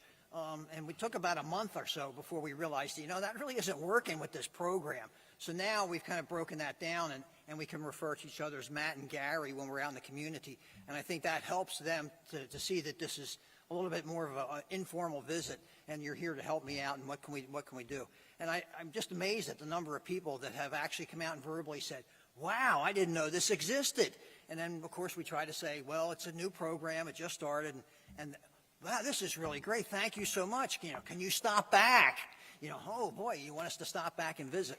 And we usually try to ask the person, is it okay to visit again, so we can get that follow-up in, because that's, in my mind, that's where it really begins to work. Did you make those phone calls? Did you get connected? Oh, you didn't? Okay, well, let's try a different one. I had one lady who had such a fear of making a phone call and not getting to somebody directly, she wouldn't make the call to a provider. And it took several weeks for me to figure it out. Boy, that was dumb. But then I said, well, how about if I make the call for you? And she said, oh, that would be fine. And we set her up with an appointment. She got connected to a therapist. Her life became a little bit better from our follow-up visits. And it was trying to figure those things out between us. And it's been a really good relationship, I think. And that's what it's really all about. It's relationship, not only with us, but with the people we work with. What is that relationship? Can you trust us? You know what? I don't have any information on that, but I'm going to find some. Can we come back next week? Yes, absolutely. Please come back. And they get it, and we're able to go back to next week and let them see that, no, we're doing what we're telling you we're going to do, and we're going to really try to help you out. It's been very, very nice. I often think that the mental health system is amazing, but it's also a maze, because it's sometimes hard to figure out which direction to go or where to make the stops or how to make the phone calls. And if I can provide that, even if it's to the individual, or hopefully, Matt can figure some of that out to be able to share that as well. I think it goes a long way in helping to get the people into treatment and hoping to make their lives better. And I think you make a great point. I think, first of all, the introduction, I think all of our teams learned that lesson pretty early. I know many of them introduced them as, this is my friend, and so-and-so, name, insert name there, and just that little word, my friend, like, you now trust me, and here's my friend that you trust, has really made a difference for a lot of our Arrive teams.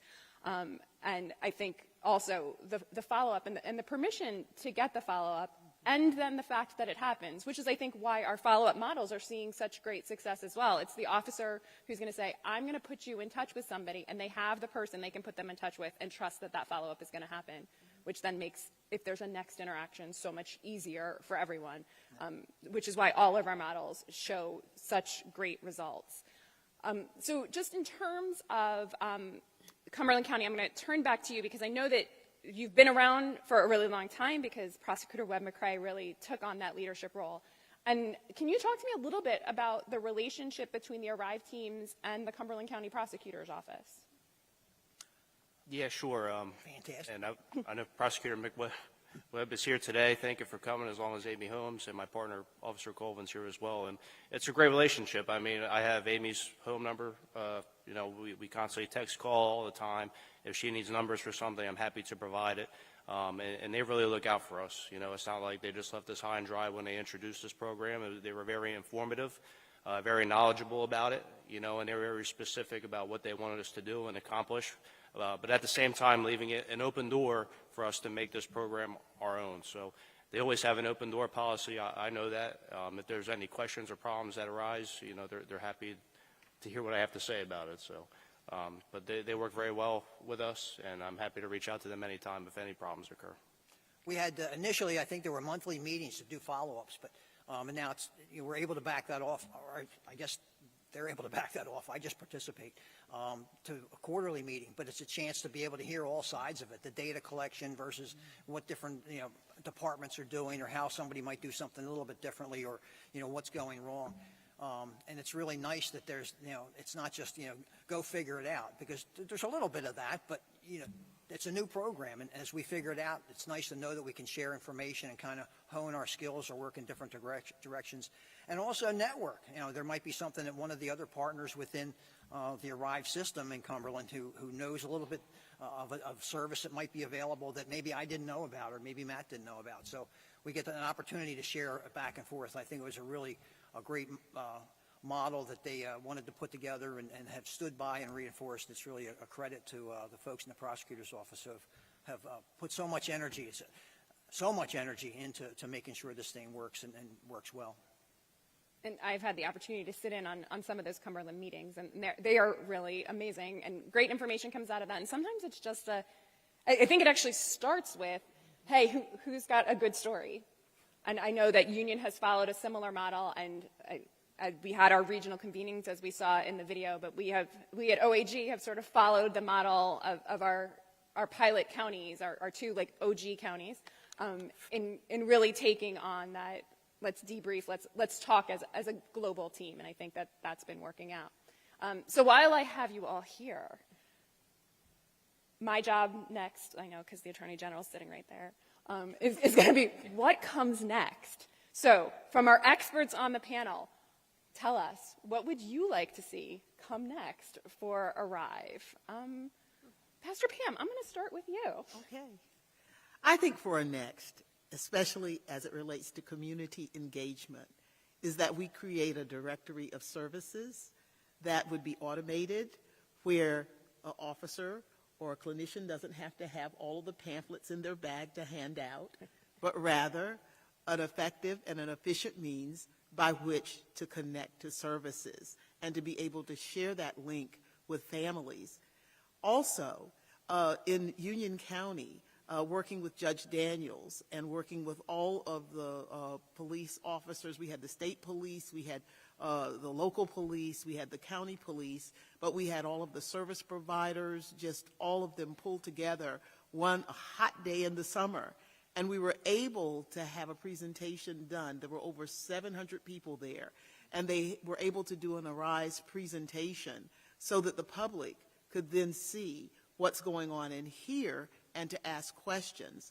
And I would like to see community organizations, each and every time they have an event where they think it would be beneficial, to mention Arise, to kind of expose what's happening, maybe have some officers come in and tell some stories, some clinicians come in and tell some stories, and integrate that in a part of your community outreach efforts. That is paramount. And I could go on, but I only have a little time. I'll leave those two, and I'll keep my other thoughts. And Yolanda, be prepared. We got a long conversation. Thank you for your time. So Matt M., you already hinted at one of them a little while ago. Was more hours? Did I hear that right? If you don't mind, that'd be great. I'll get right on that. But anything else that you wanted to add to that, or is that on your wish list? I mean, that's the big thing, is just on the wish list. As the program continues to grow, more and more officers, Detective Bureau, continue to come outreach, continue to ask me, hey, what's going on? How can we help in their particular units? I think that's huge. And, you know, I think it's all about personnel, teaming up the right officers with the right screeners and whatnot. And we've been more than very successful and very grateful. We'll do all the Matts. Yeah, I agree with everything that's been said. The thing that just jumps out to me is, and I know it's the one word we hate in law enforcement, is more training. But the officers in my department are pretty good with the program and know what it's about and how to use it. But it gets kind of lost sometimes with dispatch, and it really gets lost sometimes with our EMS personnel, especially if you're operating on a county level. They may not know the times, the days, and where Arrive is going on.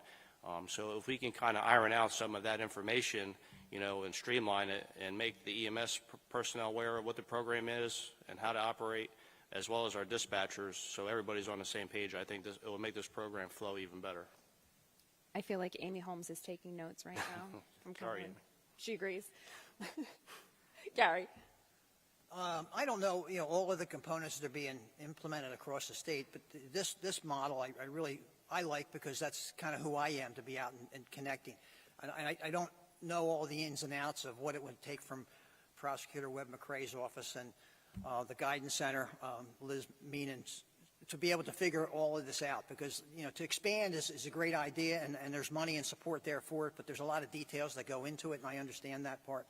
I just really think that if it could be expanded, and when it can be expanded, that it should be, because there's a lot of positive outcome here, and I think it's making a lot of difference, not only with what I'm learning about being safe in the community and how to approach some individuals, but hopefully I'm able to rub off a little bit on some of the law enforcement folks, so they get a couple more tools in their toolboxes, and that just spells out, you know, a better situation in the community, that people can trust law enforcement in a little different way, can accept mental health information and education in a little different way.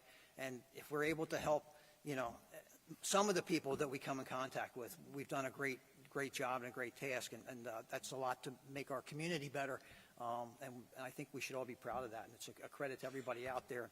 Thank you, Attorney General, for your leadership in this. For me personally, I'm coming to the end of my career in a sense, and it's really a thrill to be a part of something so exciting as the ARRIVE program. I'm really very happy to be here. And Beth, what's on your wish list? I think expansion, like everybody else is saying, longer hours, more days across the county.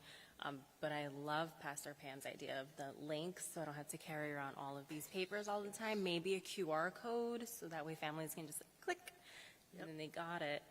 But it does help to work for an agency that has a lot of case management under their belt, so that way it is a little bit easier to link families and individuals in need with those services on site. But still having that QR code, I think that would be a great idea. Well, I can tell you that in certain counties in this room, so hopefully you will network with some people here, they do have a QR code to their resource guides, their county resource guides. And I think that sort of to segue into sort of what's next from our perspective, and I'm so glad that we maybe hit on some of the things you all talked about. Some of those regional convenings, I think, and statewide convenings, now that we're in all 21 counties, thank you all very much, will lend itself to the opportunity that counties can share across county line about the resources they have. Because I think a lot of those resources are out there, and we just need to get them in everybody's hands. And somebody can share how they created their directory, available via QR code, by the way, that can share that information with Middlesex. And I think there are some great ideas going on out there. I mean, again, our follow-up model came out of a conversation about co-response is not going to work here, but we want to do something. What happens next? And those conversations need to continue, because we're seeing great success with that model. And, you know, Atlantic City and their telehealth model, I know that Camden is now working on that. It has now integrated that into their co-response model as well. And that's really coming from conversations with all of you and with all of you. So I thank you all for being here.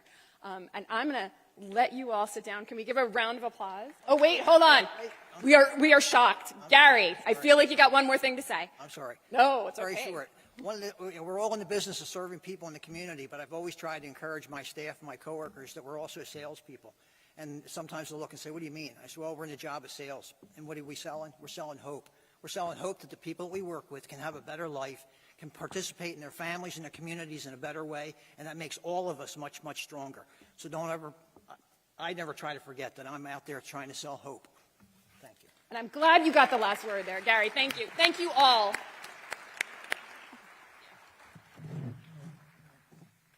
So while our team is stepping down, I did want to give you some highlights. We ended with that last question of what they would like to see. And one of the things that's coming in 2024 are more opportunities for all of you to tell us what you would like to see. And that includes your community members. So we are really looking forward to more convenings, whether they're virtual or in person, where we can bring ARRIVE teams together to talk about things, about what is next, as well as things like making sure that cultural competency training can happen with our teams, and things like resiliency, and giving you resiliency services, because we know what we're asking you to do and what you have chosen to do is hard work.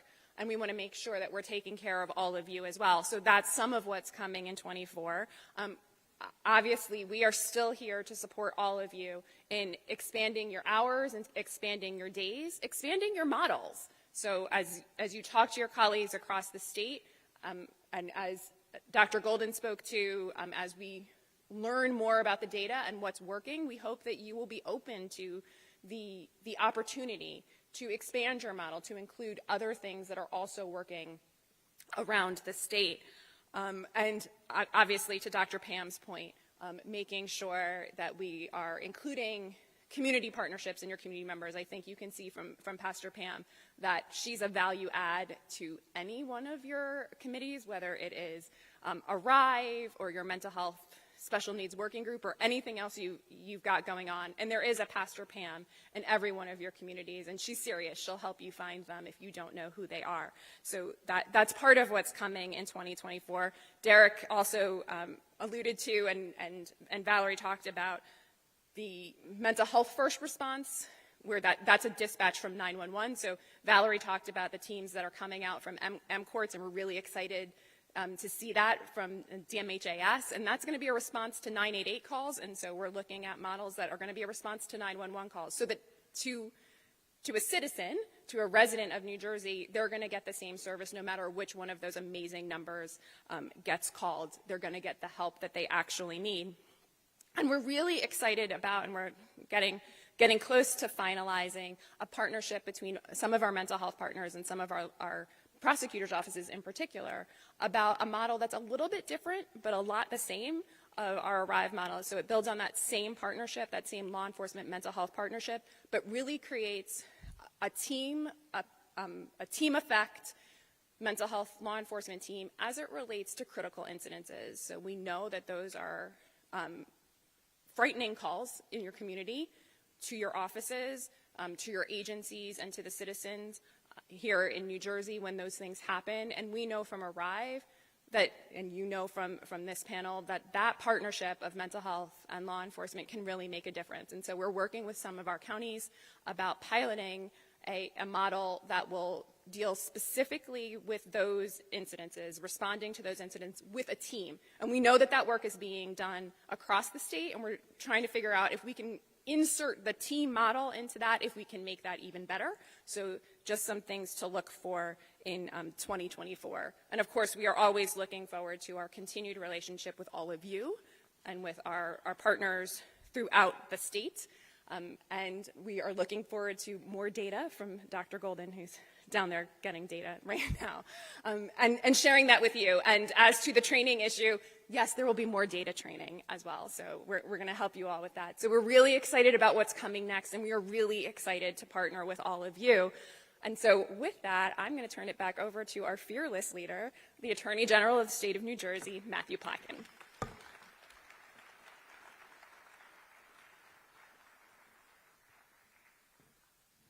I'm going to be very brief because there's really nothing more I have to say after, particularly after that last panel. I want to thank Tiffany and Derek, and I also want to thank our communications team, Sharon, Whitney, Matt, and everybody else who put this on. Telling this story is important. We do this for a reason. I look forward to the day where these events aren't needed because this is so ingrained in what we're doing throughout the state that it would seem crazy to come together to celebrate it. But you heard from these folks. What you're doing is transformational. County prosecutors, your leadership in each of your counties has been instrumental in getting to this day, so I thank you. But I'm going to ask you for one thing. I love the sales of hope, selling hope. I love that, Gary. By the way, I think Gary is going to come back and perform stand-up here pretty soon. But I also am going to ask you to keep selling the program to your peers, to other offices. There are a whole bunch of folks represented here. We still have a ways to go to get everybody engaged. If you all know within your counties, if there is an office that's not in it, find out why. I am fighting to get as many resources for this as I can, but we need your help to get everybody in it because it will save lives. It is saving lives, and you're hearing from the folks who are doing it. And by the way, Pastor Pam, when you have a podcast, please let me know. But I'm going to disagree with one thing you said, because this really isn't about me. I'm cheerleading what you're doing, but what you're doing is transformational.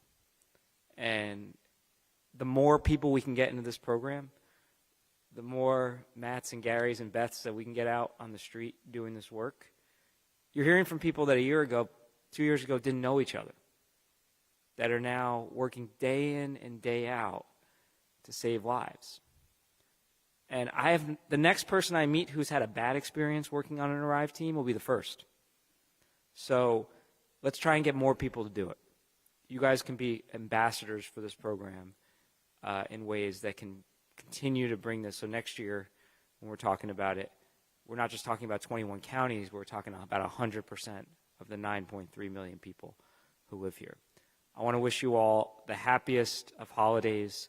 From the bottom of my heart, thank you for all the hard work that's gone in this year. This has been an incredible year of progress. We are so much further today than I would have ever imagined we'd be when I started almost 2 years ago. And that's a testament to you all. So thank you.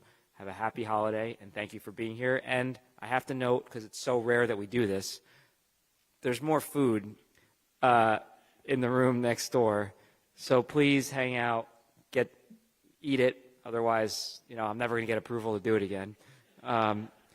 And get to know each other, because as you see, breaking down these barriers really has an impact. Thank you all. See you soon.